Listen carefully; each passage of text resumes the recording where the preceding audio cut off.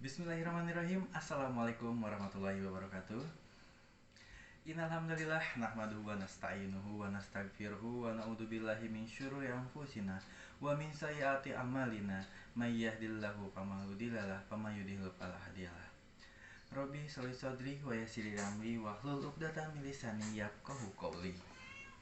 Amma ba'du. Sebelumnya, perkenalkan, nama saya Harudi Kusmiadi. Saya dari Ekonomi Syariah. Di sini saya akan mempresentasikan distribusi dalam ekonomi Islam. Presentasi ini ditujukan untuk memenuhi salah satu tugas dari mata kuliah Sistem Ekonomi Islam dari dosen pengampu kita, yaitu Bapak Anggi. Baik, sebelumnya, apakah di sini ada yang pernah mengenal atau pernah tahu apa itu distribusi? Sepertinya kata-kata ini selalu kita dengar setiap hari, ada yang distribusi, pendistribusian dan gitu. Tapi apakah kita tahu apa itu distribusi? Oke, saya akan sedikit memaparkan atau menjelaskan apa sih itu distribusi. Distribusi adalah suatu proses sebagian hasil penjualan produk kepada faktor produk dan yang ikut menentukan pendapatan. Dalam Kamus Bahasa Indonesia, dijelaskan distribusi adalah penyaluran barang-barang ke tempat-tempat setelah hasil dari produksi. Dan distribusi juga ialah faktor terpenting dalam kegiatan ekonomi. Kenapa? Karena ada 3 faktor kegiatan ekonomi, yaitu ada produksi, distribusi, dan konsumsi. Ketika suatu barang sudah selesai diproduksi, maka barang tersebut harus didistribusi, pendistribusian ke konsumen, dan akhirnya akan terjadinya proses ekonomi di sana antara produksi, distribusi, dan ekonomi, dan terus bakal muter. Terus di sini ada juga tujuan-tujuan dari distribusi. Tujuan-tujuan distribusi ini ada pemenuhan kebutuhan, kemaslahatan pribadi dan jamaah, distribusi harta kaya kepada fakir, bantuan sosial kepada sesama. Terus ada juga nilai-nilai dalam distribusi ekonomi Islam. Yang pertama, karena kita tuh mengangkat temanya ekonomi Islam kan, jadi kita tuh harus mengedepankan akidah, moral, hukum-hukum syariah, dan keadilan. Terus ada juga mekanisme distribusi. Dalam persoalan distribusi kekayaan yang muncul, Islam di dalam agama Islam tuh ya, maksudnya tuh melalui sistem ekonomi Islam menetapkan bahwa berbagai mekanisme tertentu yang digunakan untuk mengatasi persoalan distribusi.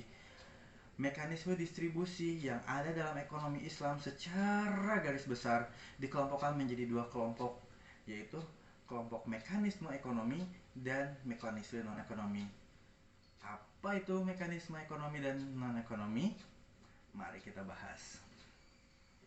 Di sini kita bahas terlebih dahulu mekanisme ekonomi. Mekanisme ekonomi adalah mekanisme distribusi yang dengan mengandalkan kegiatan ekonomi agar tercapainya distribusi kekayaan. Mekanisme ini dijalankan dengan cara membuat berbagai ketentuan dan mekanisme ekonomi yang berkaitan dengan distribusi kekayaan. Dalam menjalankan distribusi kekayaan, maka mekanisme ekonomi yang ditempuh pada sistem ekonomi Islam diantaranya manusia yang seadil-adilnya dengan cara berikut. Yang pertama, membuka kesempatan seluas-luasnya bagi berlangsungnya sebab-sebab hak milik asbabu al-tamaluk dalam hal milik pribadi al-milkiyah al-fardiyah. Yang kedua, memberikan kesempatan yang seluas-luasnya bagi berlangsungnya pengembangan hak milik tanmiyatul al-milkiyah melalui kegiatan investasi. Dan yang ketiga adalah larangan menimbun harta benda walaupun telah dikeluarkan zakatnya. Harta yang ditimbun tidak akan berfungsi ekonominya. Pada gilirannya akan menghambat distribusi karena tidak ada terjadinya perputaran harta. Dalam menjalankan distribusi kekayaan, maka mekanisme ekonomi yang ditempuh pada sistem ekonomi Islam diantaranya manusia yang seadil-adilnya dengan secara berikut. Tadi kan udah nyampe 3 tuh. Yang keempatnya adalah membuat kebijakan agar harta beredar secara luas, serta menggalakkan berbagai kegiatan sirkah dan mendorong pusat-pusat pertumbuhan. 5. Larangan kegiatan monopoli serta berbagai penipuan yang dapat distorasi pasar. Yang keenam, larangan kegiatan judi, riba, korupsi, pemberian suap, dan hadiah kepada penguasa. Yang ketujuh, pemanfaatan secara optimal dengan harga murah atau cuma-cuma hasil dari barang-barang dari sumber daya alam. Masya Allah sekali ya. Islam mengatur pendistribusian itu yang benar-benar harus benar-benar yang simbiosis mutualisme, jadi benar-benar yang saling menguntungkan satu sama lain. Masya Allah banget, pokoknya agama Islam tuh agama rahmatan lil alamin, rahmat bagi semuanya. Terus kita lanjut nih ke mekanisme non ekonomi. Apa nih mekanisme non ekonomi?